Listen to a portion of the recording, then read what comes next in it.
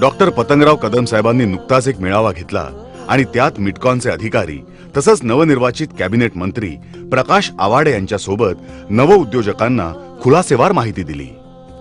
आज सुरुवातीला या भागामध्ये शिक्षणाच्या सोयी नव्हत्या। भारतीय विद्यापीठाच्या मार्फत शिक्षणाच्या सोयी मी इथं उपलब्ध करून दिल्या।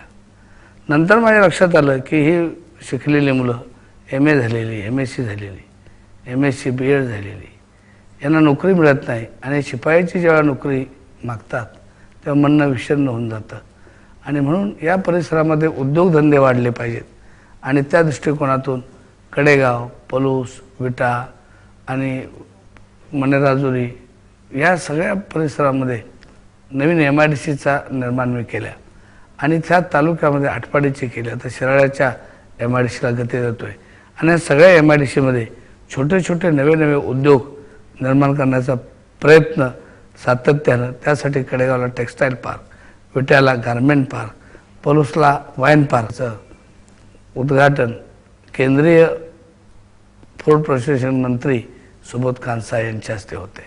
भारती विद्यापीठाच्या ग्रामीण विकास प्रतिष्ठान केंद्रातर्फे कडेगाव तालुक्यासाठी अवर्षण प्रवण क्षेत्र कार्यक्रम राबवला जात असून त्याचा या भागातील शेतकऱ्यांना, महिलांना आणि विद्यार्थ्यांना मोठा लाभ मिळतोय।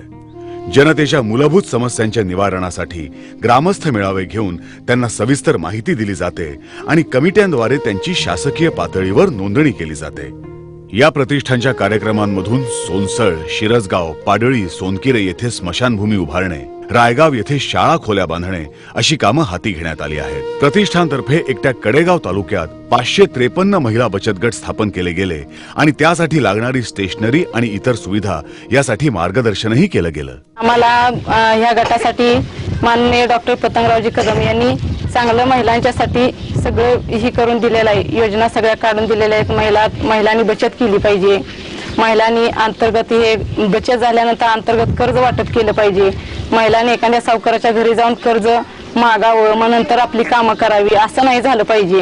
हे असं सगळं आम्हाला मार्गदर्शन त्यांनी देत नेलेलं आहे। तहसील कार्यालयात एकात्मिक नागरी सुविधा केंद्र चालवलं जात असून संगणकाच्या माध्यमातून अतिशय कमी वेळ आणि माफक दरामध्ये जनतेला प्रशासकीय सुविधा पुरवल्या जातात। दाखले, उतारे, प्रमाणपत्र, अभिलेख, रेशन कार्ड, सवलती कार्ड तसंच सेतू केंद्रांमध्ये STD PCO झेरॉक्स या सोयी पुरवल्या जातात। भारतीय ग्रामीण विकास प्रतिष्ठान मार्फत हा सेतू प्रकल्प जो उभा केलेला आहे त्याच्यामुळं तहसीलदार कार्यालय संबंधित आणि रेव्हेन्यू खाते संबंधित जे काही कागदपत्र आम्हाला पाहिजेत ते कमी वेळेत आणि कमी मोबदल्यात मिळण्याची एक सोय झालेली आहे। कडेगाव तालुक्यातील पाणी टंचाई आणि निसर्गाच्या अवकृपेवर मात करण्यासाठी साहेबांनी या भागातील पाण्याच्या प्रश्नावर वेगवेगळे उपाय अंमलात आणले। शेततळी, वनतळी, समतलचर, छोटे मोठे बंधारे, कालवे, विहीर पुनर्भरण असा जलसंचय करून त्यांनी या भागातल्या शेतकऱ्यांच्या डोळ्यातील अश्रूंनाच जणू बांध घातले। हिंगणगाव, येरळा नदीवरील नेवरी येथील बंधारा तसंच रोह्योद्वारा तयार झालेला पाझर तलाव, तडसर येथील माती बंधारा, आपशिंगे येथील पाझर तलावातील गाळ काढणं ही त्याची काही ठोस उदाहरणं सांगता येतील। नव्यानं तयार झालेल्या कडेगाव तालुक्यात पक्क्या रस्त्यांच्या बांधकामानं, दुरुस्तीनं दळणवळणाला चालना मिळाली। त्यात कडेगावच्या जुन्या पोलीस स्टेशन समोरील रस्त्याचं डांबरीकरण, शाळागाव बोंबाळेवाडी रस्ता, कडेपूर बांबवडे रस्ता, सोहली फाटा ते नांदणी नदी रस्ता आणि पूल, सोहली तोंडोली रस्ता, सासपडे फाटा ते गाव रस्ता, तोंडोली खेराडे वांगी रस्ता, उपाळे वांगी ते चोराडे शिवरस्ता, शिवणी वांगी रस्त्याच्या नांदणी नदीवरील पुलाची उभारणी, चिंचणी शिरसगाव रस्ता मुर्मीकरण, शिरसगाव ते कुंभार वस्तीपर्यंतचा रस्ता, पाडळी गणेशखिंड रस्ता, पाडळी ते पाझर तलाव आणि पाडळी ते पीर रस्ता, तडसरमधील रस्त्याचं डांबरीकरण एवढ्या प्रचंड वेगानं केलेल्या रस्ता बांधकामांचा समावेश आहे। नुकतीच सोनहिरा खोऱ्यामध्ये अनेक रस्त्यांची कामं विशेष रस्ते दुरुस्ती कार्यक्रमाअंतर्गत प्रस्तावित केली असून त्यासाठी साहेबांनी 3.5 कोटी रुपये मंजूर केले आहेत। केवळ घोषणा न करता धडाक्यानं हे रस्ते तयार झाल्यामुळे जनता साहेबांविषयी कृतज्ञ आहे। कुणाकडूनही चीत न होण्यासाठी पाठ मातीला लागता कामा नये हे सूत्र सांगणारा पश्चिम महाराष्ट्रातील लोकप्रिय खेळ म्हणजे कुस्ती। काळानुरूप या खेळाचं स्वरूप बदललं तरी कुस्तीचं जतन आणि पुनरुज्जीवन करण्यासाठी आपल्या सुपुत्राच्या नावे कैलासवासी अभिजित दादा कदम कुस्ती संकुल उभारलंय.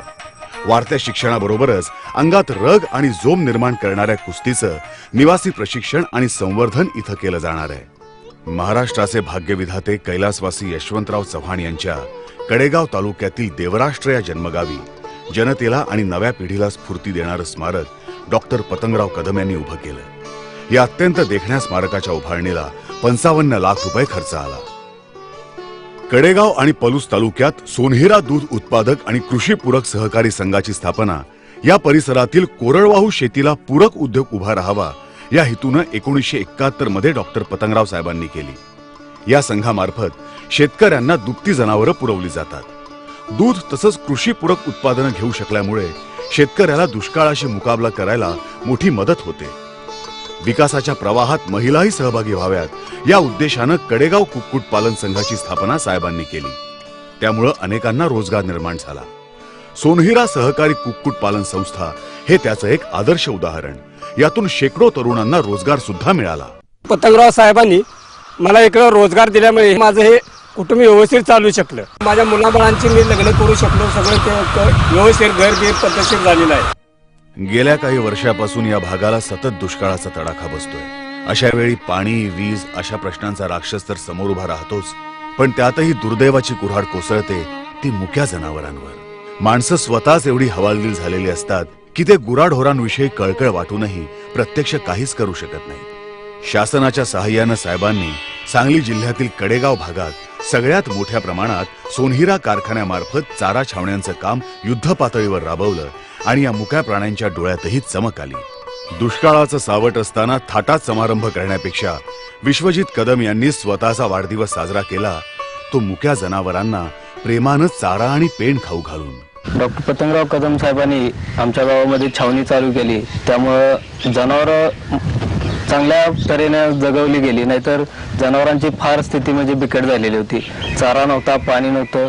साहेबांच्या प्रयत्नानं ताकारी कॅनलला पाणी सोडलं. त्यामुळं शेतकऱ्यांच्या पिण्याच्या पाण्याचा, शेतीच्या पाण्याचा चांगल्या प्रकारे म्हणजे प्रयत्न केला गेला. नाहीतर शेतकऱ्याला सुद्धा कुठेतरी छावणीत जावं लागलं असतं. पलूस आणि कडेगाव या दोन्ही तालुक्यातील दुर्बल, पीडित, असहाय्य महिला आणि वृद्ध स्त्री पुरुषांना साहेबांनी संजय गांधी निराधार योजनेच्या मदतीनं मोठा आधार दिलाय. या योजनेतून विधवा, परितक्त्या आणि संततीहीन वृद्ध स्त्री पुरुषांना मिळणाऱ्या मासिक वेतनामुळे आज त्यांना जगणं शक्य होत आहे. कार्यकर्त्यांच्या काटेकोर पाहणीतून गावागावातील हजारो स्त्री पुरुषांना या योजनेतून लाखो रुपयांची मदत साहेबांनी प्रयत्नपूर्वक मिळवून दिली आणि या गोरगरीब दीनदुबळ्यांच्या दुवा त्यांना मिळाल्या.